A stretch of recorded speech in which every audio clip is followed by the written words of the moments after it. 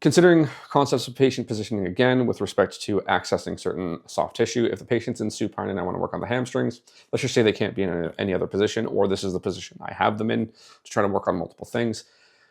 I want the anatomy exposed, free to move in the plane or planes required, and preferably visible. In the case of a supine patient, the hamstring does not fit any of those. I can push and pull the hamstring with a relatively straight leg or a neutral leg. I just am going to have a harder time seeing it. So I can reach underneath and stabilize the femur with my other hand, and I can push pull. So that simply looks like this.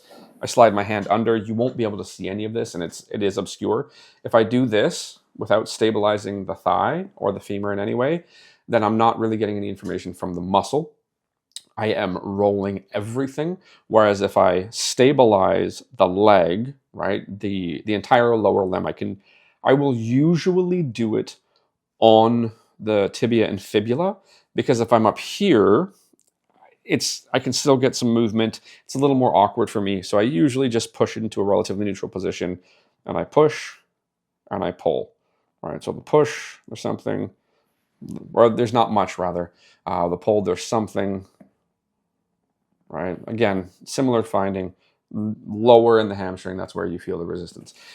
It's not as clean a test as I would like. So now I consider exposed, free to move in the plane or planes required, and preferably visible. The hamstring is now exposed, free to move in the plane or planes required, and relatively visible. I can't see the medial side, but I can see the lateral side.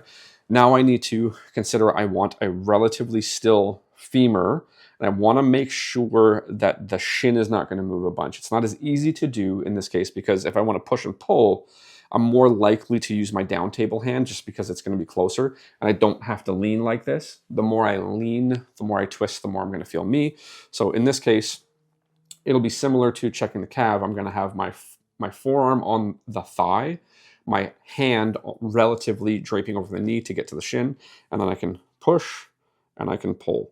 Now, it is harder to control. It's really easy for me to move the leg, right? So I have to use my eyes and make sure that the thigh isn't moving a ton. It's moving a little bit, but I want to make sure it's not moving a ton. I walk up, push, pull. It doesn't pull as well regardless of where I go, but it's still that lower spot. It's that spot. Now, it feels like a cleaner, more obvious test to me. I don't know if it feels that way to you. Like it's more obvious that that's definitely the spot. Yeah. Whereas when the thigh was straight, it probably doesn't feel as clean to you. Now, I'm obviously putting thoughts into your head, so that is what it is. Another thing that I can do is from here, I can split the hamstrings, but if I'm on the chair, it's not going to work. So what I'm going to do is come here and sit, and I can split this way. My torso and my arm is going to stabilize the shin, relatively speaking, and then my hand will stabilize the thigh, and then it's yield to pressure.